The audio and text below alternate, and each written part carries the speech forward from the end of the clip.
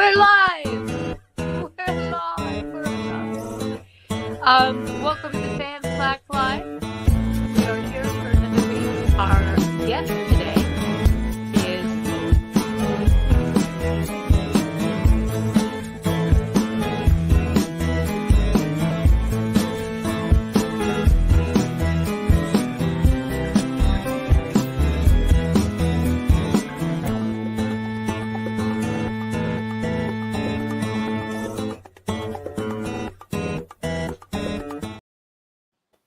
See, this is why we can't have nice things.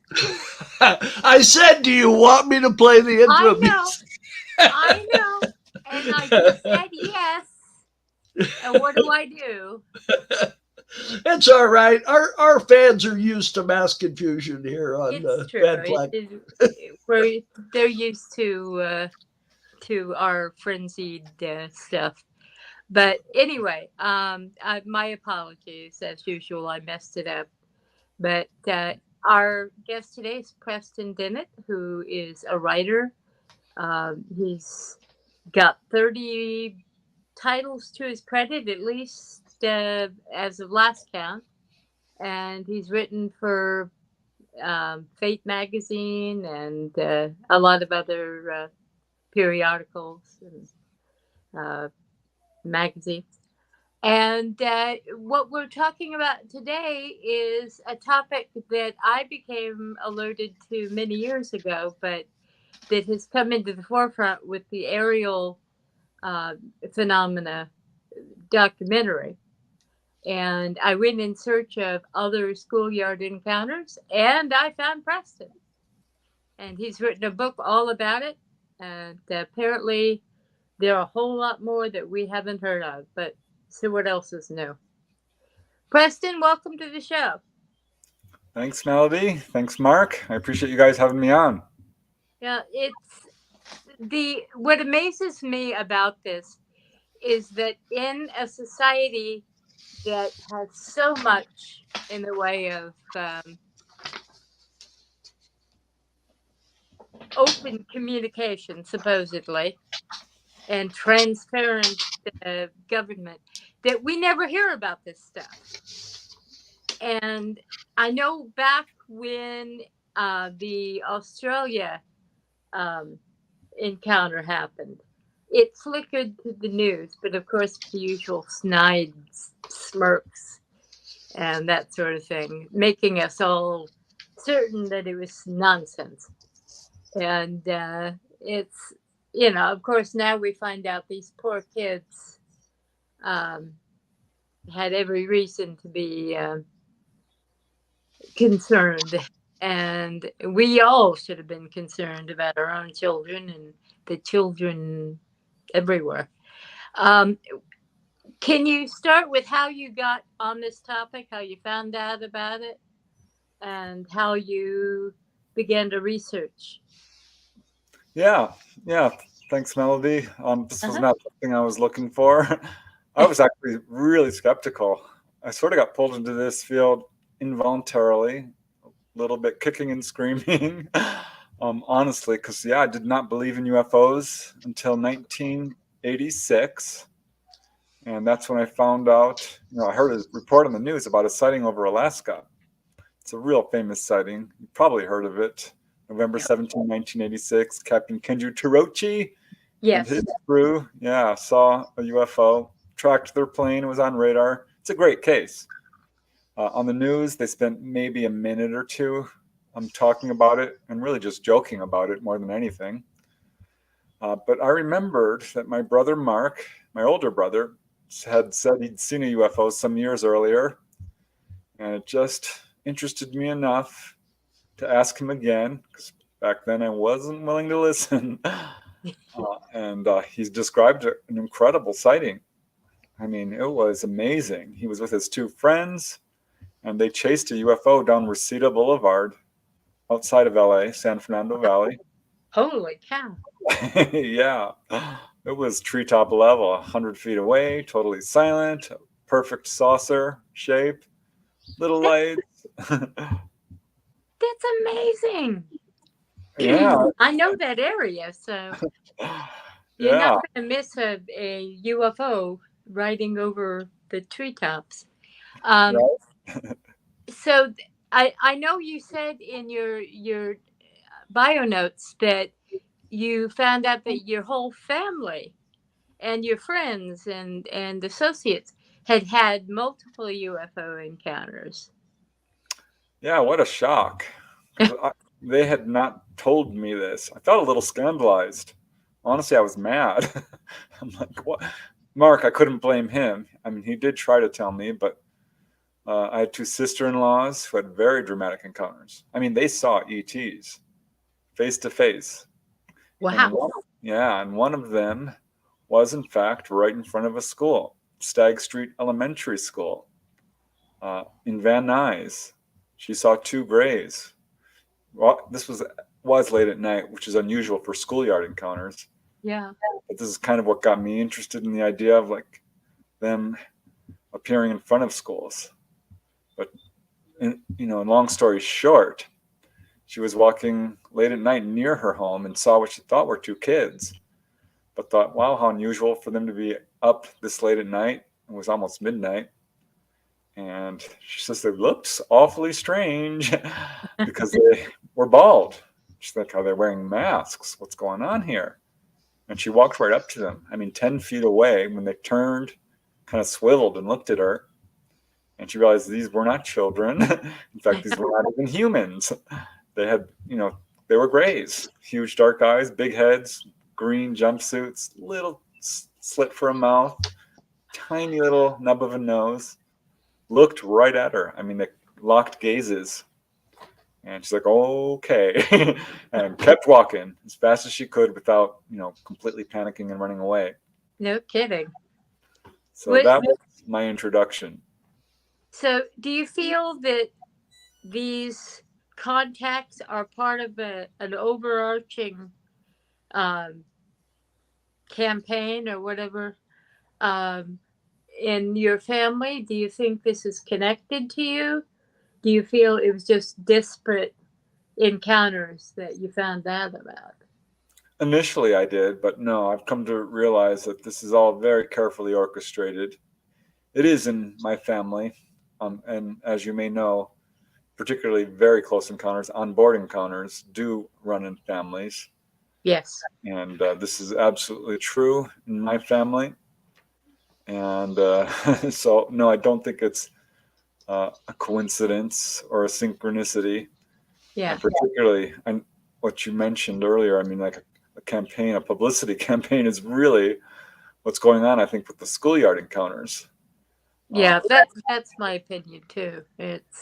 Yeah, and I never really connected the dots until, I remember when the Ariel Elementary School case kind of swept through the news very quickly and briefly. That was 1994. Yeah. And I thought it was unique. I really did not think this was a thing. Yeah. And for those who haven't heard of the Ariel Elementary School, and probably you have, unless you're under a rock, because it's big news right now, certainly. Yep. That involves some 200 kids on the playground, most of which saw UFOs come and land. Yep. A handful of them did see ETs, who walked right up to them and gave them telepathic messages. Stop chopping down the forests. Stop polluting the air. There's a good way to use technology and a bad way, and you could do better. Yeah. These are the basic messages. I thought, wow, that's quite a case. Yeah, basically, don't nuke the planet, son. Yes, please. Please take care of the planet. That's the main message from, that adults receive. Well, it's amazing because that essentially, when you look at it, we think of these as being off-world citizens visiting, but they seem to be very deeply ingrained in our own planet, our own physical whatever. And therefore their survival is implicit in our survival. So they're probably just trying to save their lives. I think ultimately, perhaps the word alien isn't particularly appropriate because their relationship to us is much closer. than I think people realize. Yeah. They are very much alike us. Very much like us, I should say. Definitely. So, in fact, that's a message a lot of contactees get. You know, you are us, we are you, we are one. And I think that's true. We are the world. No, I've been reading and have been in contact with Whitley Strieber, and he's been doing a lot of writing lately about the link between the afterlife and the alien presence. And I think this is a mystery that goes much deeper and further than we have any suspicion of. I must say, my brother Mark, actually had a joint sighting. We didn't see any little green guys, but we did see two craft, and it was sort of overhead, and we're out there. We used to do a lot of like looking through telescopes. We lived out in the high desert of California, if you know where Hesperia is. I do, yeah. And so we were up looking at the stars, and suddenly it was interrupted by a pattern. There were two triangular shaped objects. The only way you could see them was that they blotted out the stars. Back then the sky looked like watching Lost in Space. It was a very starry sky out in the desert. You didn't have the smog and stuff that you have now. And Right. We had binoculars. We had borrowed my grandfather's binoculars, and we were laying on lounge chairs looking up at the sky. And that's when we saw that. We used to see aircraft all the time because Hesperia was near George Air Force Base. So we were used to seeing fighter planes and everything. And this was nothing like that. This was something, it was very big. And like I said, there were two of them, and they were triangular shaped. Now, in addition, talking about running in the family, our mother and father used to live out in Fontana, and they were out near Edwards Air Force Base for some reason one night and saw two orange UFOs buzzing the Air Force Base. And they reported it to the Air Force Base, and they were told to not talk about it. So, so we've had two incidents in our family. Yeah. No contact with the aliens, but we got to see some things. I think we're probably boring. No. They show themselves to everyone at some point, I think. I won't say everyone, but it's far more common than people realize. Oh, I mean, I talk to my friends, and I have a wide range of friends, and I actually have two contactees amid my friends, and I had no idea that they were. So that's what I always tell skeptics. I dare you, ask your family, ask your friends, ask your coworkers. You're going to get a surprise. Well, I know in the last couple of years, my brother and I have had all kinds of paranormal things happening. So, if that can sort of open up and start happening in somebody's life, it can happen in any realm of the paranormal, because I do feel it's all linked. And well, we've lost a lot of family members in the last couple of years. So I lost my wife, and we lost our sister, and two brother-in-laws. So quite a few family members. We just lost my husband's sister too. So it's been one thing after. And our little sister was named Melinda, and I understand there's a person in your life named Melinda who was important in your discovery. Yeah, well, that's actually a pseudonym. So. Oh, okay. She did not want her real name used. That's okay. Yeah. interesting that you chose that name. Yeah. That is one of those synchronicities that you do Yep. run across in this field. Yep. There's a lot of those. But Yeah, absolutely, and it's amazing. Synchronicity is one of my favorite fields of research. It is underlies everything we do, and you don't realize it until you start looking at the details. And it's like, how in the world could that have happened? That yeah, it I love them. They show meaning in your life. It's like, wow, this cannot be pure coincidence. There's exactly. something going on here. And I think that was true when I started looking into schoolyard encounters. So, in that, thank you for bringing that back around. I was going to start expanding on that. Now, you say 170 years of encounters. Is Yeah. that the earliest you've established? Obviously, probably before that, but Well, um, yeah, I mean, really since 1950 is when it ramped up in big time, but I did find a few outliers reaching back, I think it was to 1840. So at Burritt College, there was a display of UFOs. Several of the students and faculty saw it. And what's interesting about these schoolyard encounters is they do follow this very set pattern. The vast majority are during daylight hours. I would right, say 95%. So that Burritt College was a little bit of an outlier there. But generally speaking, these are encounters that are very low level. We're talking a couple of 100 feet. They directly target schools. And I don't mean that in a negative way. They just come from the horizon or right, wherever they're coming and come right over the school and stop or circle around it. So they are absolute. I mean, this is not a random flyby. right. Is my point. And very low level. Not only that, long lasting. Your average sighting is maybe a minute or two or less even. And these are on the short end, 5 to 10 to 15 minutes, and sometimes a couple of hours. I mean, there's a number of cases, a good number, in which it was longer than that, over a period of days even. So, Really? yes.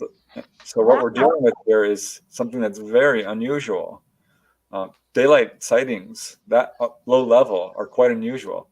And here's what's really crazy about these schoolyard encounters is 1/3, fully 1/3. Mind you, I've got well over 100 cases. 1/3 involve landings or humanoids are being seen. That's a lot. So, That's phenomenal. right? I could not believe this when I started doing a statistical analysis of these cases. So these are very, and another thing that makes these different real quick is that the average sighting has maybe 2, 4 witnesses, 5. People are rarely alone, by the way, when they see UFOs. Most people do have someone with them, as they usually do. But these schoolyard encounters are widely viewed.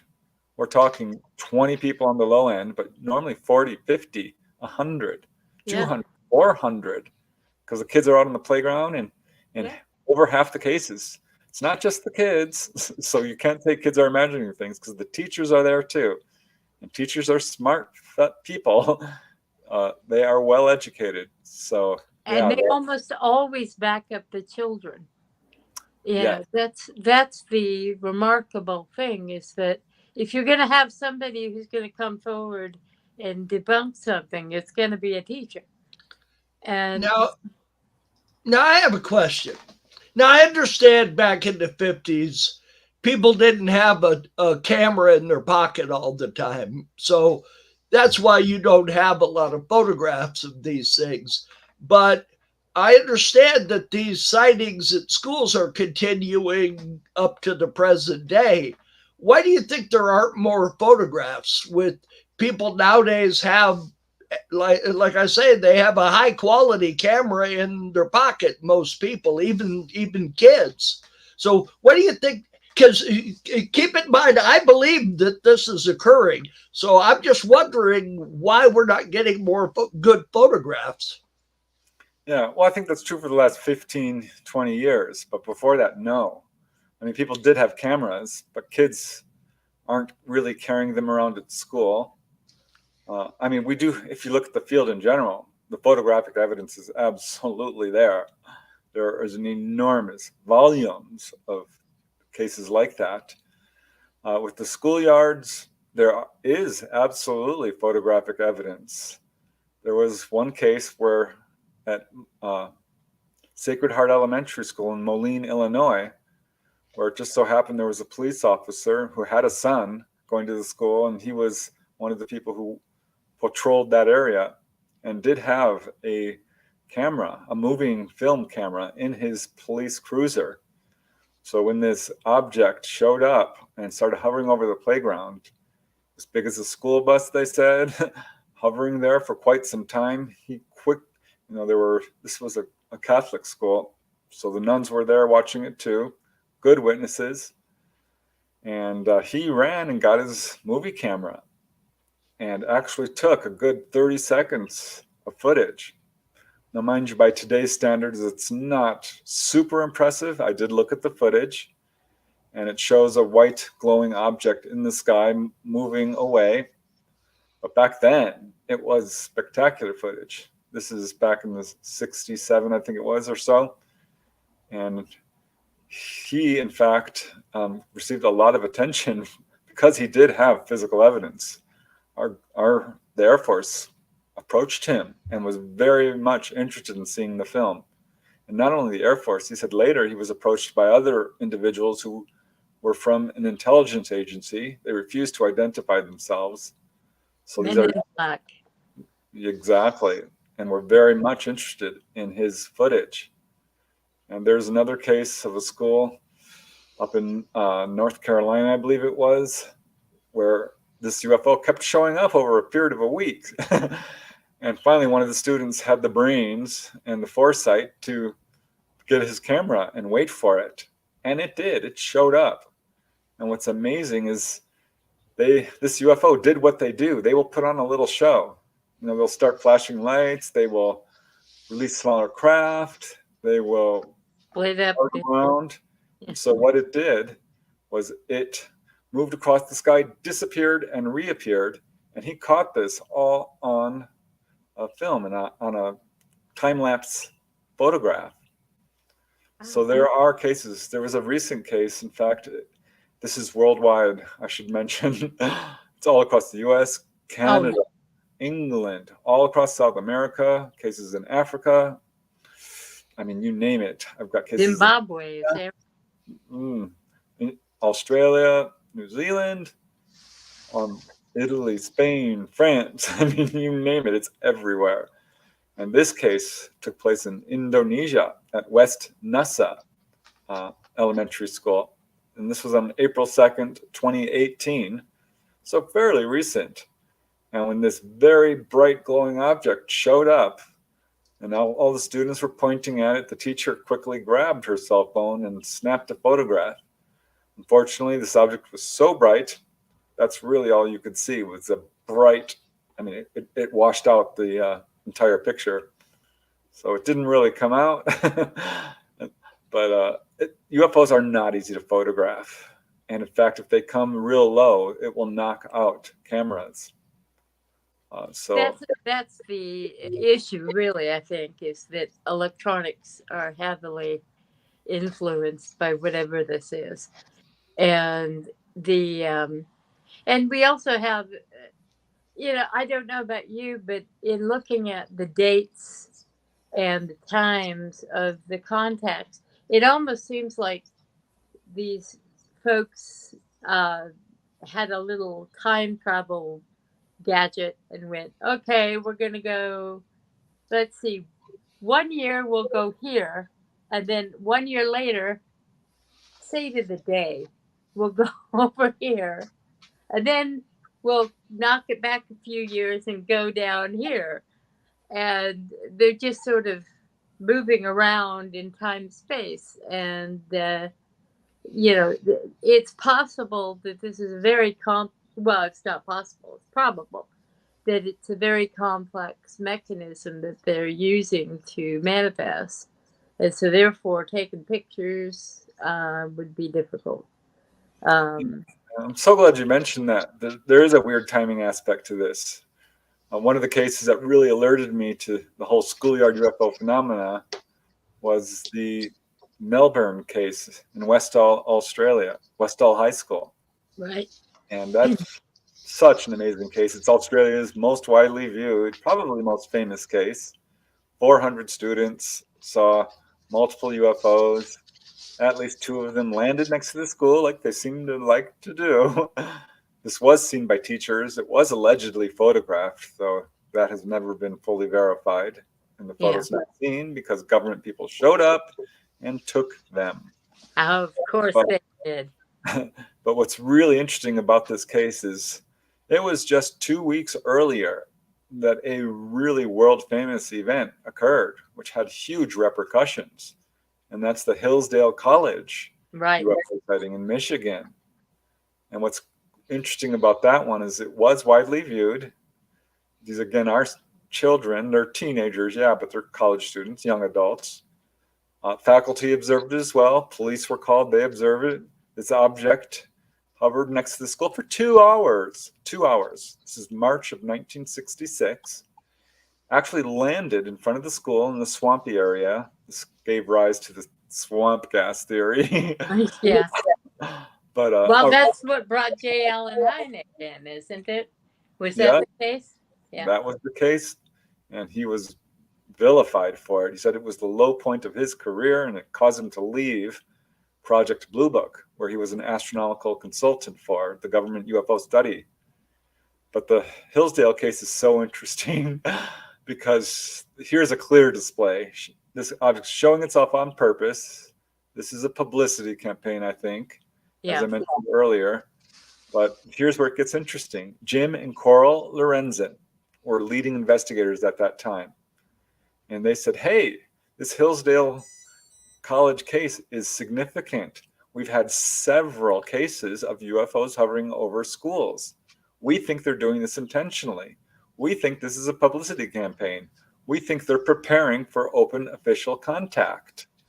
We suspect this will happen again. Little did they know, 2 weeks later, the Westall High School case would happen. They were very prescient of that. And not only them, but Raymond Fowler. I don't know if you know who he is, but he investigated the Betty Andreasson case. Yeah. Great. I love his research. I mean, he is thorough and objective and just really scientific about it. And he says, hey, after hearing about the Hillsdale case, he says, I have 15 cases so far this year that I've determined are inexplicable as conventional aircraft. And he said 8 of them, so this is over half, occurred over schools. Wow. So, and then, 2 weeks later, Westall happens. And then 1 year to the day, the Crestview Elementary School in Opelika, Florida occurred. And this is the same darn thing. Half the cases, by the way, are at elementary schools. I think that is significant. But this Crestview Elementary School, multiple objects, one lands next to the school. It's seen by 200 students and teachers. Military people show up, just like at Westall. And these objects were still there at that time. They shut the school down. Any kids that rode to school on their bikes or walked were told to go. And the objects were still there. And buses came and shipped everyone off. And they were told not to talk about it, that what you think were UFOs were not. These were helicopters on manure. Yeah. Nothing to see here. Move along. Yes. Well, even in outside of schoolyard encounters, when you look at, for instance, the Great Barrington, Massachusetts incidents that happened, those were mostly children who were abducted and then put down elsewhere. And they all had an important event that occurred, whether they remembered as a UFO abduction or what. It was all inexplicable. And it seems to me that the children are being targeted for that reason. And Yeah. also the fact that, a 6-month-old child can sit there and talk to a ghost. And, there are several cases of a, especially after 9/11, of a few of the children seeing their loved ones who perished. And I think UFOs, it's a similar kind of thing. Children are young, they're less indoctrinated, they're um, probably something biological, neurological going on that enables them to interact. And Well, I think to a certain extent, you've hit the nail right in the head. I would say one thing, just backtracking a little bit. I wouldn't call this necessarily abduction. There's been a lot of fear surrounding this subject, and frankly, our media is promoting this. I don't really like that term. I think most, I'll call them contactees or experiencers, prefer a more neutral term. But you're absolutely right in terms of the children, I think, being approached, because they're not, as I love that word used, indoctrinated. They are wide open. They are not going to interpret this one way or the other. They're not necessarily afraid of something that's a little different.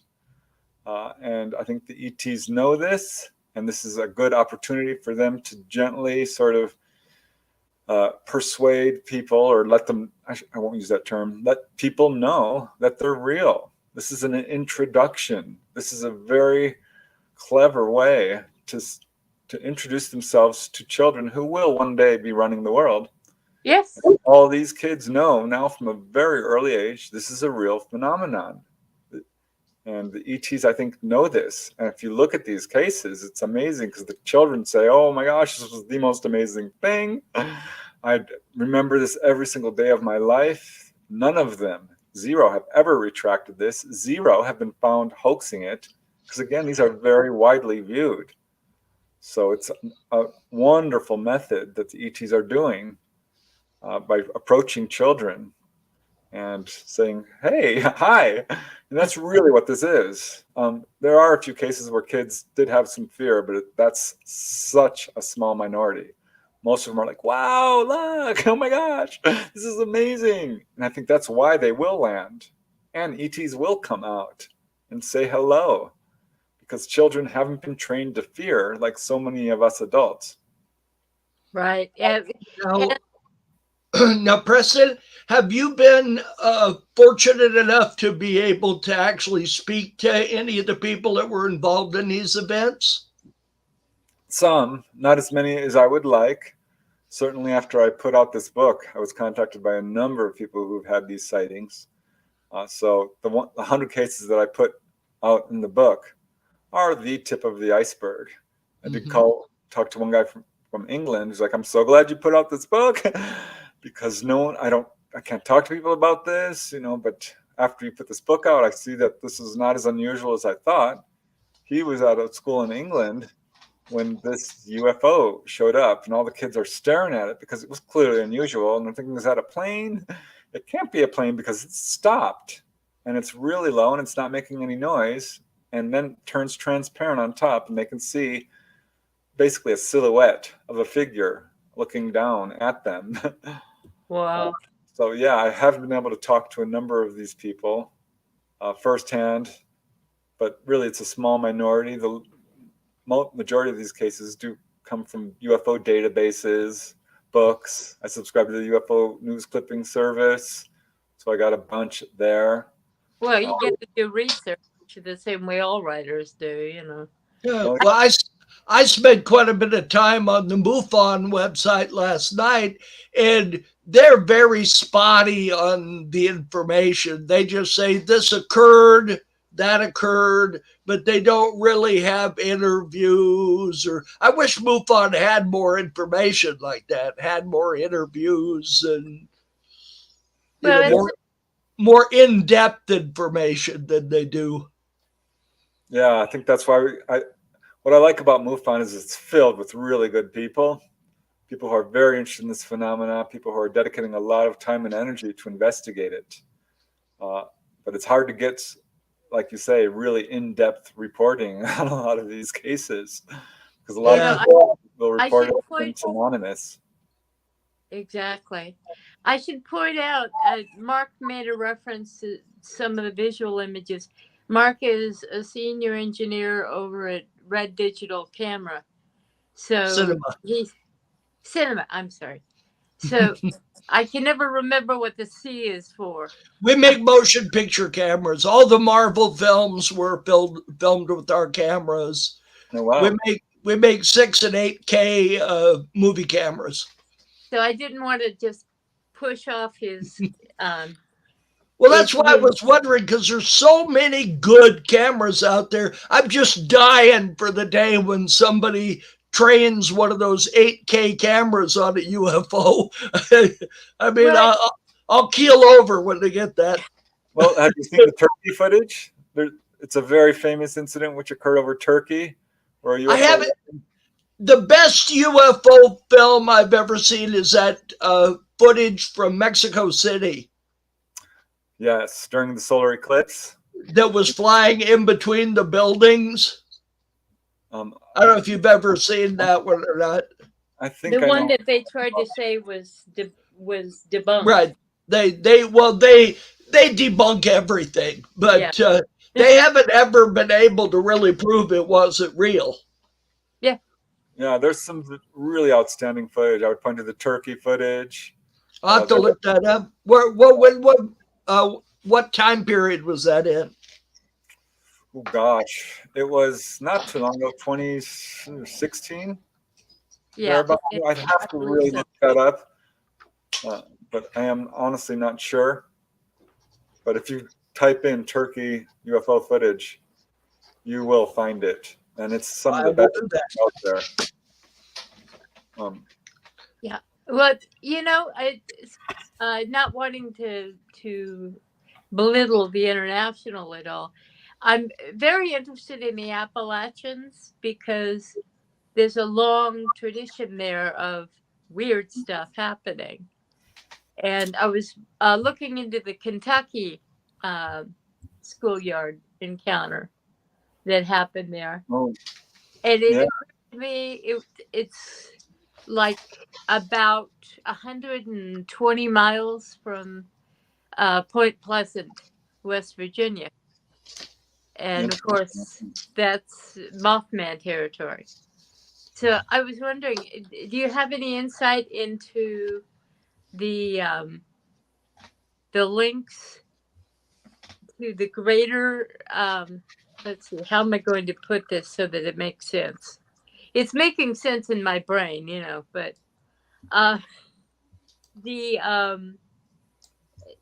just that the ancestors are so important among the people there, and especially the children. And I'm wondering if there isn't some kind of multi-generational thing going on there, especially when you see all of the reports of, you have to sort of look between the lines. There's a very famous case in Kentucky of gargoyles attacking this family, and they took shotguns out and chased them off. And what else is that going to be? But it could well have been extraterrestrial, ultra-terrestrials, whatever you want to call them. And there's so many events like that in that area. So yeah, I know of that case that you're speaking about. Yeah. Hopkinsville, Kentucky. Right. Yeah, it's very interesting. Just going back in terms of the Turkey footage, that's 2007, 2009, and 10. So if you want to look that up, and other good footage during the Mexico or the eclipse, the solar eclipse in Mexico City, which was in 1991. I mean, there's a lot of good footage out there.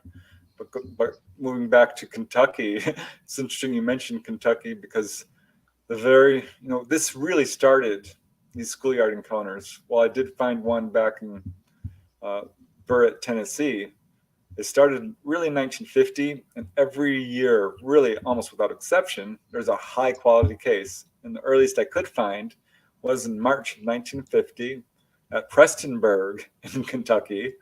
No relation to me. Prestonburg, yeah, had a elementary school there. There was 35 students, and their teacher was Miss Holbrook, and they were out on the playground there when two objects showed up and swooped down so low it did cause the kids to start running around in circles and freaking out. And in fact, the teacher had to pull them all back into the classroom, calm them down, and they went back outside again, and the UFOs came back. And this is another indication that this is absolutely intentional. Yeah. And this time they came very low enough that they could absolutely tell this was not anything conventional. And this did get written up in the local newspapers, as it often does. This often does get some real good local attention, but rarely beyond that. So I think that's one of the reasons this is sort of flown under the radar. That was a really good case. Prestonburg, Kentucky, March 1950. Yeah, it is. And I just watched quite a bit of video on that last night. Now, what's interesting to me is there's so many sightings that it's difficult to find the patterns in them. Especially when you're dealing with, the Hudson River Valley and, larger areas, certainly the Middle East. It happens so significantly that you really have to look for patterns like you're seeing with the schoolyards, where the message is similar and directed at kids, to find any kind of patterns in them. And of course, that's how we establish anything, is with patterns. Now, the case in Mexico City happened not long before Phoenix. Because we're talking the Southwest there, I wonder if you feel that was connected and if there was another kind of campaign going on. Since we were talking about the turkey one, I have that image here. I don't have the video, but I've got an image from it. Let me put it up on screen. Okay. Yep, that's it. Now, what's amazing about this, and it is absolutely amazing, is this. I've seen a digitally enhanced version of this, and you can actually see two creatures in the area that's circled in red, in there looking out the window. And that's pretty amazing. And what's significant about this is these are hominids. I mean, not, Yeah, they're people. I think that's the best way to put it. And you're humanoids, I think is. Well, I mean, my background's anthropology, so. Well, all humanoid means is 2 arms, 2 legs, and a head, and 2 eyes, and I was just joking, but these are creatures that are very similar to humans, and I don't think people realize we're talking extraterrestrial. The biology. Disparate biology going on. They could look like anything, and yet here are these creatures with 2 arms, 2 legs, 2 eyes. They have to be connected to us. I heard a discussion of this, and they said that the reason most of the creatures we have seen here have 2 arms, 2 legs, and a head, because they recognize us as being something worthy of investigating. Whereas if they were creatures that looked like snails, they would go to a planet where snails had evolved into intelligent beings. Somewhere in France. Yeah. What we're seeing, I mean, if you just base what's going on actual first-hand cases, the ETs that people report are humanoid, almost without, I mean, truly without exception. And I think this speaks volumes of what's going on here, because we have grays, we have praying mantis type, we have short little blue beings, we have tall whites, we have cat-like beings, dog-like beings. We have quite a bit of variation going on, grays, all types of grays, but they are all humanoid, and there are some that look just like us. The implications of this are staggering, and this points towards us all having a common heritage. And if you look at what the contactees are being told, this is exactly what they're being told. We are you. You are us. We are one. I just recently put out a book called Symmetry, a true Yes, UFO I adventure. saw. Yeah, I love this book. The main witness, Dolly Saffron, is a gem.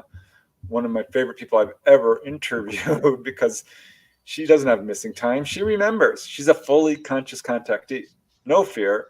Yeah. Very extensive relationship with the ETs, and has asked all these questions. I mean, she filled in the blanks for me and confirmed what I pretty much already knew. But yeah, we all have genetics. The humanoid template is universal. This is why the book is called Symmetry, by the way, because there's, she titled it, and that was one of the lessons that she was taught, that there is symmetry to life throughout the universe. And she's seen it, and a lot of people have. There are trees on other planets that look like ones here, animals, and absolutely humans, people. We are people throughout the universe, and we all share basically the same genetics. It just dials out a little bit differently. Everything on Earth has genetics, and it's very similar. If you study, well, you're an anthropologist, you know this, how truly similar, celery is to a giraffe, is to a chimpanzee, is to Exactly. all life on Earth. Yep. I mean, we're in a very narrow band of genetic expression, and humans. There is obviously another component, and I think consciousness is it's the primary contender. Now, with Symmetry, first of all, I love your covers. The new covers have been spectacular, and writers, we're all Well, admiring on covers. now we should ask who does his artwork. They should Yes. get promotion. Yeah. Yes, it's my dear sister-in-law, Mark, my older brother, who'd seen the UFO. His wife, Christy, Christine Kisara. I'm so blessed to have her in my life. She's worked very closely with me from the very beginning, way back in 1986. I'm like, Christy, would you mind drawing this UFO someone saw from me? And she started sitting down next to witnesses and accurately, like a police sketch artist, doing forensic drawing to try to get this stuff really accurate. And so, yeah, blessed to have her. She's done the cover for most of my books, has illustrated a number of them. Preston, does she have a website that we could promote? Yes, KisaraArt.org. That's KESARA and the word art. Kisara Art.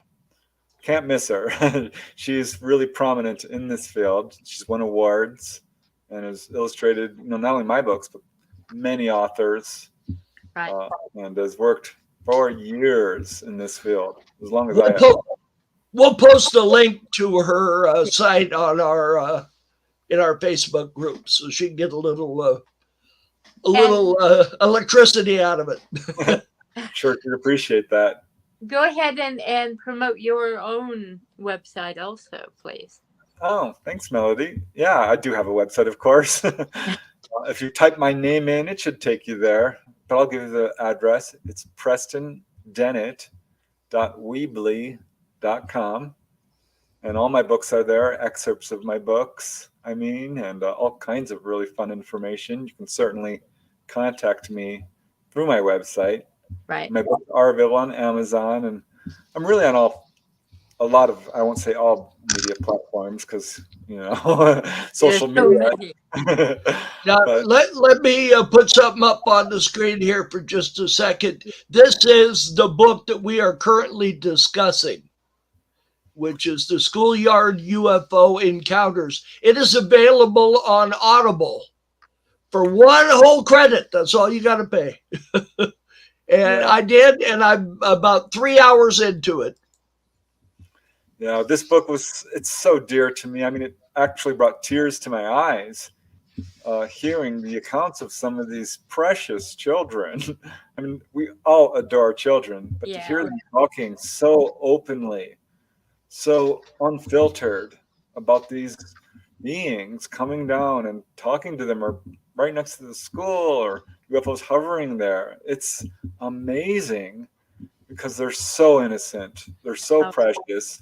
They're, fantastic witnesses, because they're not trying to interpret this as angels or astronauts or demons or anything. They just report what they saw. And it's just precious is the best word I can say. Well, the children, especially the newer generation, the little ones, under the age of 15, let's say. These are really amazing kids, and my grandson, one of my grandsons, is we were joking around. I handed him my cell phone, silly me, and with it, it has an ESP app, the one that was developed. And before I knew it, I kept hearing him go beep, and then he'd see a picture. He'd beep, he'd see a picture. And he kept doing it. And I said, "What are you doing?" He had an 80% rate. He was right 80% of the time. Oh, Melody, I'm so glad you brought that up. Dolly talks about this all the time, the main witness from Symmetry. She's like, people need to get this app.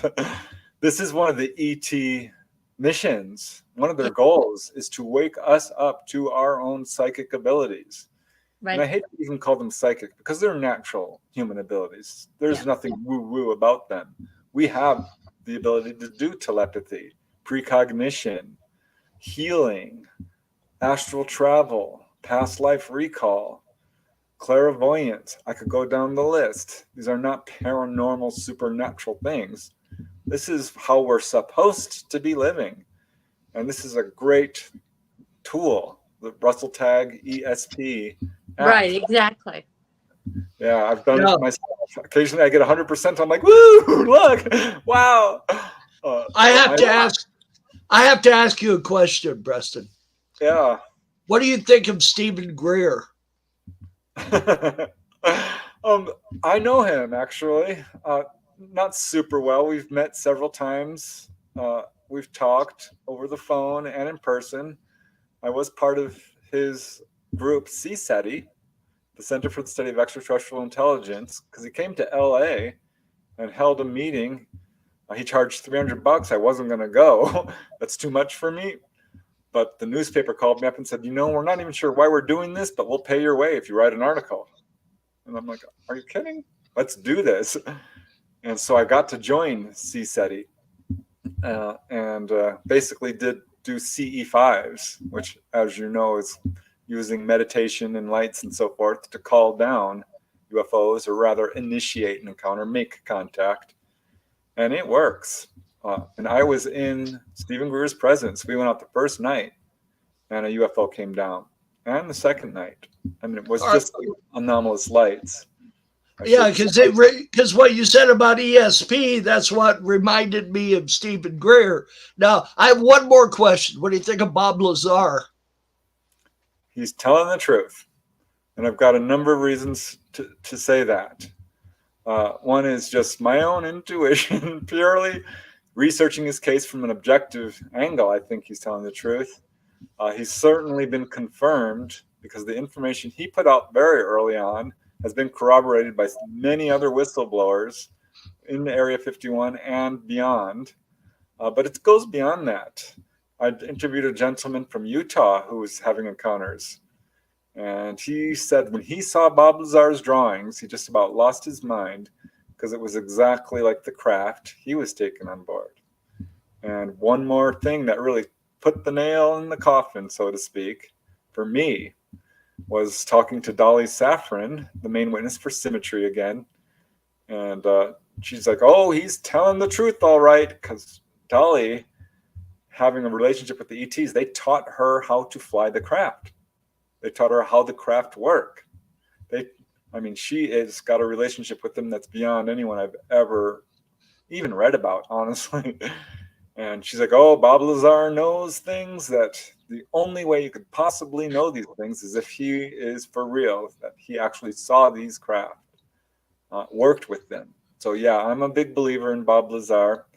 And furthermore, when anyone gets attacked that viciously by debunkers, that's the Cornell crew, as we call them. They all, if you look into the backgrounds of all of that core center of debunkers, they all have very similar problems that are manipulated by powers that be. And Melody, one more. What is the other guy? The one that I think is phony, that has come out here recently. He was involved in those Tic Tac video. I feel a little better about Lou Elizondo. I think he's a phony myself. I think he's being put out there by the government to debunk people, because he blasts Lazar and he blasts Stephen Greer, and so I don't know how much I agree with. What's your opinion of him, Preston? Lou Elizondo, I will give credit for talking about the subject at all, stepping forward, and anyone who's a whistleblower, I have to give some kudos towards. I am not so sure he's on the up and up. I haven't really investigated his case enough to really give an opinion one way or the other. I know he recently blasted the UFO community, saying that there's too much infighting and controversy and grandstanding, and he's right about that. But yeah, I don't know that I fully trust anyone within government, because they have lied for so darn long that I am done. They are not going to disclose. They're not going to. They are still lying. They just put out that UAP report. What a joke. I mean, I was not expecting much, but I was hoping for a little bit more than that. The other one I'm not sure of is that Rick Doty. I'll call him Rick Dotty. Yeah, Doty Dotty. He's the one I can't quite grasp how I feel about him. There's a very tricky ploy that the government uses, is to put forth false information mixed with real information, misinformation and disinformation. Yeah. And a good example of this is the so-called alien autopsy, which was thoroughly debunked, but in its essence is true. We know this happened. We know the MJ12 group is real, and yet those documents probably not. And a lot of what Richard Brody is saying is probably entirely true, but he's clearly got some disinformation going on as well. I mean, this is well known. So it's a messy situation. Lots of muddy waters out there. Well, there's a lot of interesting stuff coming out with Eisenhower's granddaughter, Laura, yeah. And her statement about the secret meeting with her grandfather and the aliens. Yeah, I researched that very early on, before she was on the lecture circuit. I put out a book, UFOs Over California, and had a chapter on the Edwards Air Force Base. Which I live near, by the way. Yeah, I mean, not surprised that your parents had a sighting near there, because they are neck deep in UFOs. It's sightings, landings. I mean, you name it, reverse engineering is going on there. And yes, that meeting did take place. I think there's some severe disinformation going on about what actually happened there, because there's a lot of talk about this so-called treaty. And there's really no good reporting on that. That's not true. I asked Dolly about that. No, this is not true. ETs would never in a million years give us technology for a number of reasons. We abuse it. And that's what it comes down to. We abuse technology that we're given to. There was no Grenada Treaty, call it what you will. But yes, there was a meeting. And I think the reporting on that is outstanding, coming from many different sources. And the further you look into it, the more verification there is. Still coming out. But no, I don't think there was any so-called treaty. Well, now we're about out of time, so I'd like to make sure we can have Preston back, because I think we have a lot of things to talk about that we don't have time to do. Yeah, exactly. I would love that. Yeah, and I'd love to get you to talk to Dolly as well, if that's something you're interested in. Dolly Saffron. Oh, absolutely. Oh yeah. Send Melody the information and she'll get a hold of her. I will indeed. You've been such a great guest, Preston. I knew you would be. And you've been just amazing with information. Oh. So thank you for being here. And your newest book is Symmetry. Right. Symmetry, a true UFO adventure. I'm doing really well on Amazon. I'm so happy. I noticed you've really got a good BSR on it. So obviously lots of people are buying it. And hopefully we'll send a few more your way. And the one we're talking about today is the School UFO Encounters. That's also available on Amazon, along with much of your other work. School UFO. And so we'll let you go. And thank you for being with us. Hey, it's my honor and a pleasure. Thanks for having me on. Take care. Okay, we can wrap up. You guys have a great week. We'll be back here next Sunday. There's no way you can keep us away. And if you're interested in Preston's information, take a look at the fan Flak group, and I'll post everything I can come up with about his books and everything on there. Yes, we'll put more information and hopefully have him back. So have a good week, guys. Take it easy. Bye.